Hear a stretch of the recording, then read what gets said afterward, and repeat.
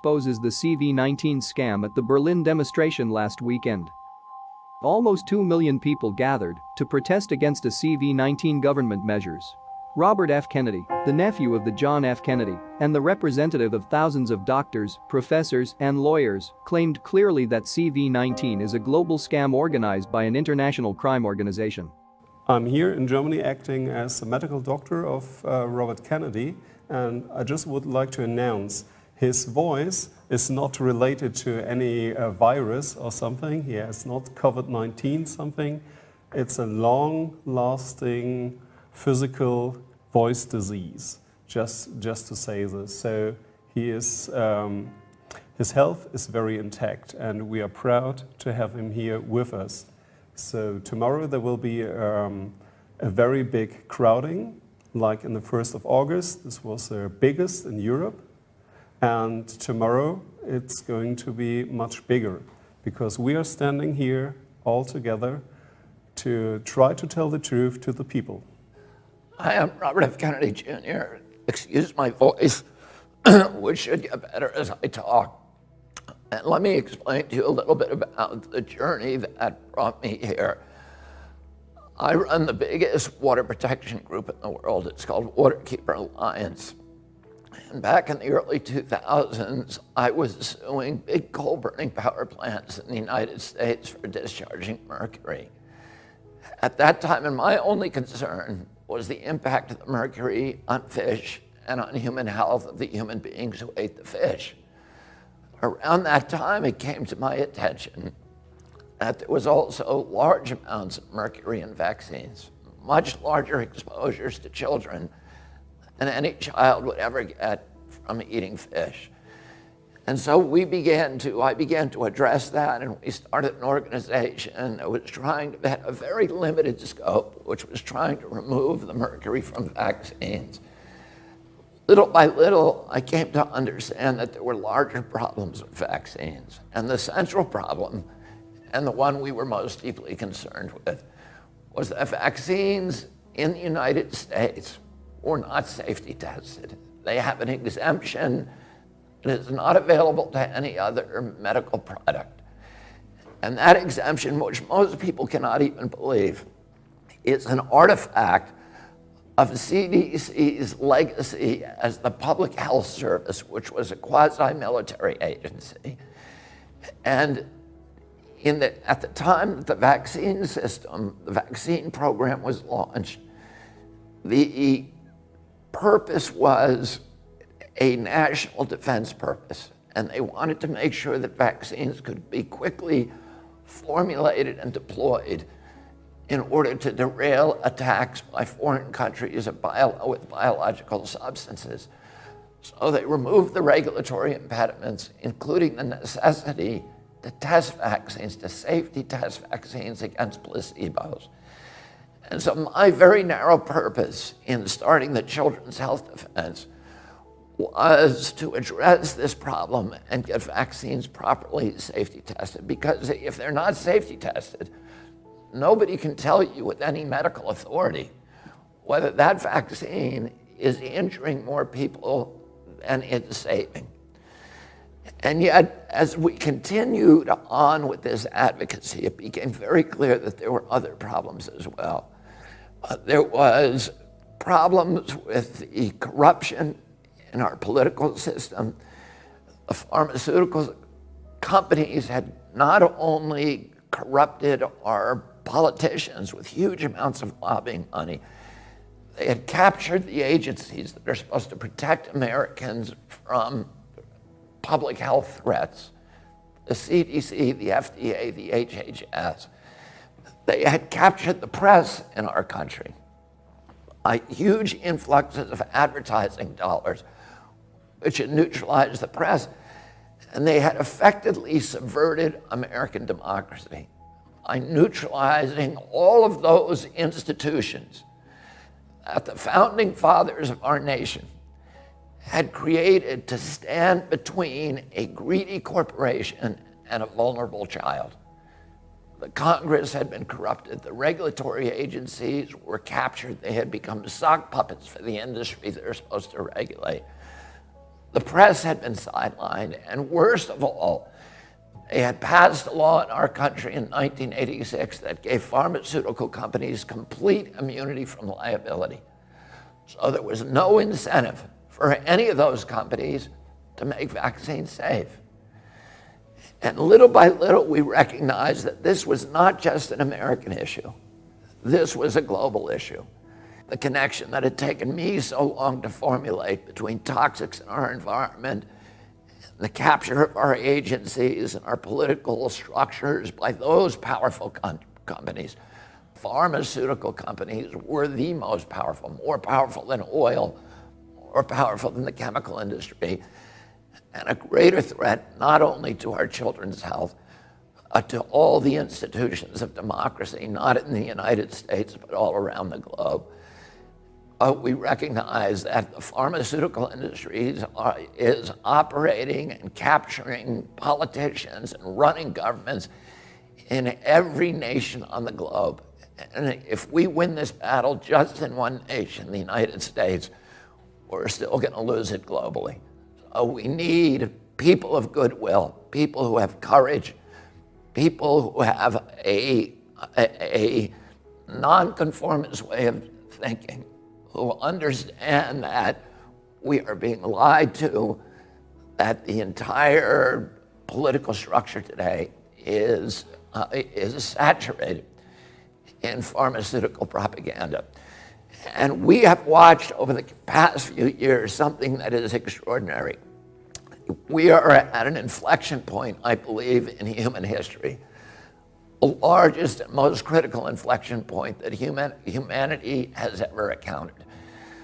For many years, totalitarian and authoritarian states have used the power of fear to engineer compliance in populations.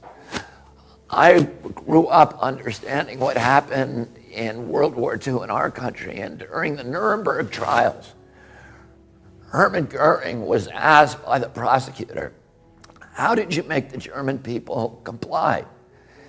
And Goering said, "It's not just Germany. This works in any country, whether it's a fascist country or a communist country or a monarchy or a democracy. All the rulers need to do is to tell people that there's something they need to be fearful of, to point a finger at that source of their fear. And you can make human beings do anything you want. You can make them go to slaughter like sheep. You can make them obey." During the same Great Depression that spawned Adolf Hitler, we were very lucky in our country that we had a leader, Franklin Roosevelt. And he said, the only thing we have to fear is fear itself. He understood that fear would drive us into totalitarianism. Well, the biosecurity agenda that people like Bill Gates and Anthony Fauci and Davos and all of these people who are running now the global economy, they have understood for years that they have a power that no totalitarian government has ever had available to it, which is the biosecurity. You know, in Hitler could point at the Jews and say, those are the big threat. We need to be frightened of them, and everybody else needs to obey so that we can fight them off. Other countries were scared of the Bolsheviks.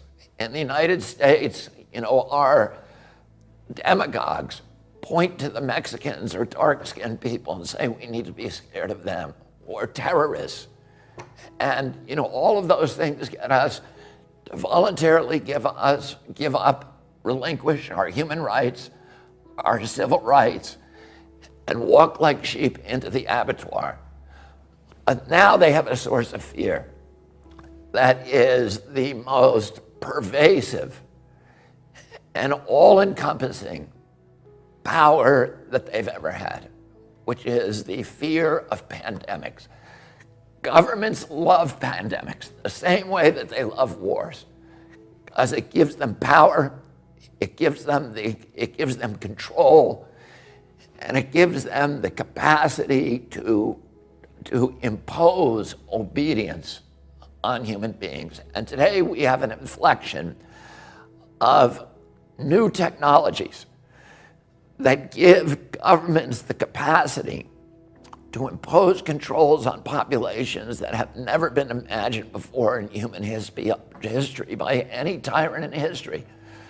We have 5G, which has created a surveillance state. 5G is not here for your benefit. It's not here so that it's going to make your life better because you can download your video game in 6 seconds rather than 29. The only reason for 5G is because it allows these big data companies run by Bill Gates and Mark Zuckerberg and Jeffrey Bezos to harvest our data, to listen to your conversations on your cell phone. They've always been able to do that, but there was no way for them to transport that data, to subject it to analytics, and then to monetize it and to sell it. Bill Gates today is building a city in Arizona, 80,000 people, with a data center that will be able to take all of this new data, the data on your Alexis in your home. You think that Alexis is working for you? Alexis isn't working for you. She's spying on you. Your cell phone is spying on you. They have biometric facial recognition systems, your GPS. All the satellites that Bill Gates brags that his satellites will be able to monitor every square inch of the planet 24 hours a day. They're going to know, and then they have another innovation, which is digital currency. And once they have digitalized our currency and gotten rid of the cash economy, they have absolute control over us because they'll be able to tax every transaction. The banks will be able to cash in on every transfer of wealth, every transaction, no matter how minuscule, no matter how small. But also they'll be able to enforce obedience, because if you're disobedient, they'll be able to shut down your bank account and starve you, and you'll have no access to cash. And many people argue that this pandemic was a plandemic, that it was planned from the outset, that it's part of a sinister scheme. I can't tell you the answer to that. I don't have enough evidence. A lot of it feels very planned to me, but I don't know. I will tell you this.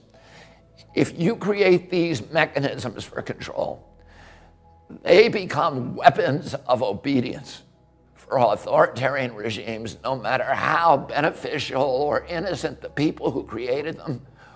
Once you create them, they will be abused. 100% guarantee that they will be abused. And all of the people who are out on the street now, who are arguing with this new imposition that we're seeing all around us, of authoritarian control, of people being told, wear your mask. And you know, I think everybody in Europe, everybody in Germany, everybody in the United States, if they were told, here's why you should wear a mask, here's the science that says it will help, here is the science that says it works, that you will stop transmission to other people, everybody would wear it with no problem. What we know is that we're not being dealt with honestly. We're being told, this is the science, but it's not. It's an appeal to authority. It's science because Tony Fauci and Bill Gates tell us it's science. We want to see the studies. We want to see the studies on hydroxychloroquine. We want to see the studies on whether the lockdown is killing more people than the coronavirus. We want to see real science and real risk assessments. And we are not going to take the word. My father told me when I was a child, people in authority lie. And we all, if we are going to continue to live in a democracy, we need to understand that people in authority lie. People in authority will abuse every power that we relinquish to them. And right now, we are giving them the power to micromanage every bit of our lives 24 hours a day. They're going to know where we are. They're going to know the money that we spend. They're going to have access to our children. They're going to have the right to compel unwanted medical interventions on us. The Nazis did that in the camps in World War II. They tested vaccines on gypsies and Jews. And the world was so horrified after the war, we signed the Nuremberg Charter.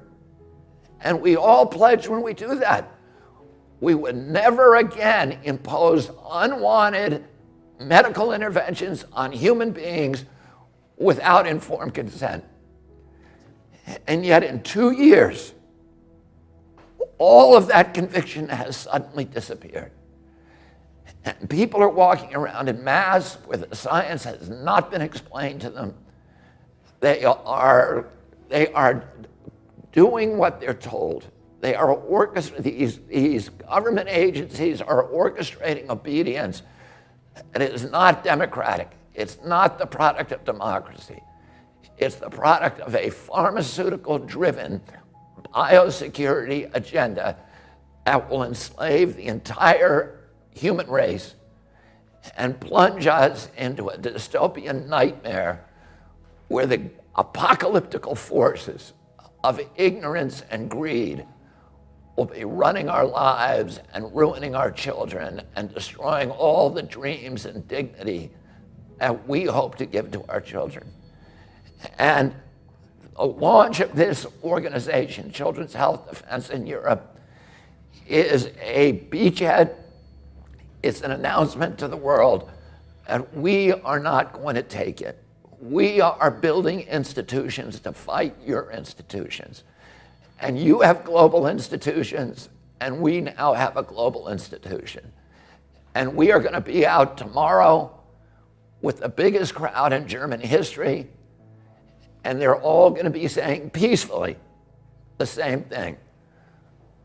We are not going to let you take our democracy away. We are not going to let you take our health away. We are not going to let you take our freedoms away. We are not going to let you take our children away. And I'm very proud of the people that I'm sitting at this table with, who are people who have the courage to challenge, to speak truth to power, and to think independently, and to break away from the orthodoxies that are enslaving so much of the human race. Thank you.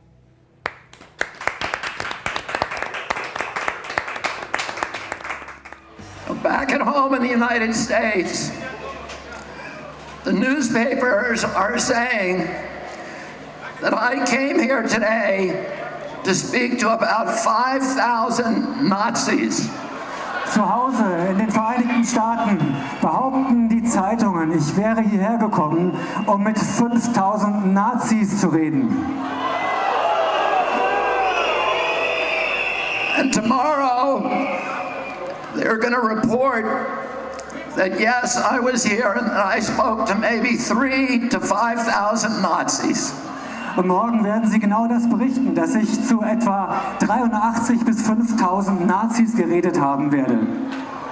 But I look at this crowd and I see the opposite of Nazism. Und wenn ich in die Menge schaue, sehe ich das Gegenteil von Nazis.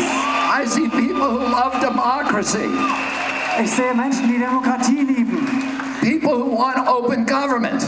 Menschen, die eine offene Regierung wollen. People who want leaders that are not going to lie to them. Menschen, die Anführer haben wollen, von denen sie nicht belogen werden. People who are not leaders who will not make up arbitrary rules and regulations to orchestrate obedience of the population. Wir wollen keine Anführer, die wahllos irgendwelche Regelungen erlassen, um unsere Demut, um unsere Unterwürfigkeit zu erwirken.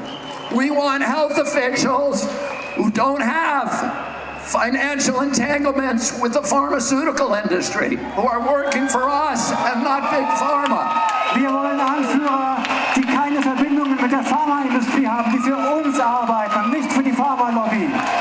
We want officials who care about our children's health and not about pharmaceutical profits or government control. Wir wollen Politiker, die sich um die Gesundheit unserer Kinder kümmern und nicht um den Profit der Pharmalobby und ihren eigenen Profit. I look at this crowd, I see all the flags of Europe. I see people of every color. I see people from every nation, every religion, all caring about human dignity, about children's health, about political freedom. This is the opposite of Nazism. Wenn ich in die Menge schaue, sehe ich Flaggen aus aller Herren Länder hier in Europa. Ich sehe Menschen aus allen Nationen, mit allen Hautfarben, von allen Religionen. Ich sehe Menschen, die sich um Menschlichkeit kümmern, die hier sind, wegen der Gesundheit ihrer Kinder und wegen Freiheit und Demokratie. Oh, governments love pandemics. Regierungen lieben Pandemien. They love pandemics for the same reason they love war. Und die lieben sie aus den gleichen Gründen, wie sie den Krieg lieben. Because it gives them the ability to impose controls on the population that the population would otherwise never accept. Weil es sie in die Lage versetzt, Kontrollmechanismen zu installieren, die wir sonst niemals akzeptieren würden. To create institutions and mechanisms for orchestrating and imposing obedience. Das sind Institutionen und Mechanismen, die unsere Unterwürfigkeit erfordern. Now I'll tell you something. It's a mystery to me. And all of these big important people like Bill Gates and Tony Fauci have been planning and thinking about this pandemic for decades. Planning it so that we would all be safe when the pandemic finally came. And yet, now that it's here, they don't seem to know what they're talking about. Und wir wissen mittlerweile, dass Leute wie Bill Gates und Anthony Fauci diese Pandemie seit Jahrzehnten geplant haben, die sie jetzt über uns gebracht haben. Und wir wissen inzwischen, dass sie nicht mal erklären können, was die Pandemie sein soll. They seem to be making it up as they go along. They're inventing numbers. They cannot tell you what the case fatality rate for COVID is. That's basic. They cannot give us a PCR test that actually works. They have to change the definition of COVID on the death certificates constantly to make it look more and more dangerous. The one thing that they're good at is pumping up fear. Die denken sich alles nur aus, sie erfinden Zahlen. Sie erfinden Zahlen zur Pandemie, damit wir in die Angst kommen. Sie erfinden diese Zahlen, die wir in der Zeitung lesen, im Fernsehen sehen. Und wenn wir die Zahlen sehen, bekommen wir einfach nur in die Angst. 75 years ago, Hermann Goering testified at the Nuremberg trials.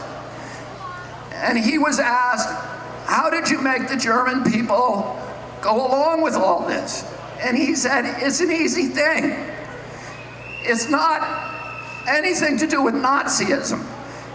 It has to do with human nature. You can do this in a Nazi regime. You can do it in a socialist regime. You can do it in a communist regime. You can do it in a monarchy and a democracy. The only thing a government needs to make people into slaves is fear. And if you can figure out something to make them scared, you can get them to do anything that you want. Hermann Göring hat zum Ende des Krieges gesagt, es hat nichts mit Nazitum zu tun, dass man die Menschen, er wurde gefragt, warum haben die Menschen das gemacht in Deutschland? Er hat gesagt, es hat mit Nazitum nichts zu tun. Das kann man im Sozialismus machen, im Kommunismus machen, in Monarchien machen, in Demokratien machen. Es ist die menschliche Natur. Wir müssen die Menschen nur in die Angst bringen und dann folgen sie uns. Almost 50 years ago, my uncle John Kennedy came to this city. Vor 50 Jahren kam John F. Kennedy hier nach Berlin. He came here to Berlin because Berlin was the front line against global totalitarianism. Er kam nach Berlin, denn das war die Front gegen den Totalitarismus. And today again, Berlin is the front line against global totalitarianism. Und es ist heute ganz genauso. Berlin ist die Front gegen Totalitarismus. My uncle came here. He proudly said to the people of Germany, ich bin ein Berliner. Und er hat stolz gesagt. And today, all of us who are here today can proudly say once again, ich bin ein Berliner. Und wir alle heute können stolz sagen, ich bin ein Berliner. Because you are the front line against totalitarianism. Und wir sind wieder die Front gegen Totalitarismus. I'm going to say one more thing. Ich möchte noch eine Sache sagen. They haven't done a very good job about protecting public health. Sie haben keinen guten Job gemacht, die Gesundheit des Volkes zu schützen. But they've done a very good job at using the quarantine to bring 5G into all of our communities. Aber sie haben die Quarantäne genutzt, um 5G hier in unsere Gemeinden zu bringen. And to shift us all, to begin the process of shifting us all to a digital currency, which is the beginning of slavery. Und sie haben den Anfang geschaffen für eine digitale Währung. Und das ist der Beginn der Sklaverei. Because if they control your bank account, they control your behavior. Und diese Kontrolle, sie können uns nicht in unserem Verhalten beeinflussen. And we all see these advertisements on television saying 5G is coming to your community. It's going to be a great thing for all of you. It's going to change your lives. It's going to make all of your lives so much better. Und wir sehen, dass 5G überall hingebracht werden soll. Die Fernseher sind voll davon, die Anzeigen sind voll davon, die Werbung. Sie sagen uns, 5G macht unser Leben besser. And it's very convincing, I have to say. Because I look at those ads and I think, that's great. I can hardly wait till it gets here. Und die wollen einfach, dass wir dieses 5G einfach akzeptieren. And then, because I'm going to be able to download a video game in 6 seconds instead of 16 seconds. Und nur weil ich ein Videospiel dann in 6 Sekunden statt in 16 Sekunden runterladen kann. And is that why they're spending $5 trillion on 5G? Und sie geben Milliarden, Billionen von Dollars aus für 5G? No. The reason is for surveillance and data harvesting. It's not for you and me. It's for Bill Gates. It's for Jeffrey Zuckerberg. And it's for Bezos and all of the other billionaires. Und es geht nur um Überwachung und Datensammeln. Es ist für Bill Gates und seine Freunde und nicht für uns. Bill Gates says that his satellite fleet will be able to look at every square inch of the planet 24 hours a day. Und mit seinen Satelliten kann Bill Gates jeden Quadratzentimeter des Globus beobachten. But that's only the beginning. He also will be able to follow you on all of your smart devices through biometric facial recognition, through your GPS. You think that Alexis is working for you. No! She isn't working for you, she's working for Bill Gates, spying on you. Und sie nutzen das, um uns auszuspionieren mit der Gesichtserkennung. Die ganzen Smart Devices, es ist nicht für uns. Es ist nur für die Überwachung und für die Datensammlung. And the pandemic is a crisis of convenience for the elites who are dictating these policies. Diese Pandemie kommt der Elite zu Pass, damit sie uns alles diktieren kann, was sie will. It gives them the ability to obliterate the middle class, to destroy the institutions of democracy, to shift all of our wealth from all of us to a handful of billionaires to make themselves rich by impoverishing the rest of us. Und sie nutzen die Pandemie, um uns zu überwachen, um uns zu kontrollieren, komplett zu kontrollieren und um den gesamten Wohlstand von der Bevölkerung zu einer Handvoll weniger aus der Elite zu transferieren. And the only thing between them and our children is this crowd that has come to Berlin. Und das Einzige zwischen denen und unseren Kindern ist diese Menge hier in Berlin. And we're telling them today, you are not going to take away our freedom. You are not going to poison our children. We are democracy back. Thank you all very much for fighting. Und wir sagen euch, wir rufen euch zu,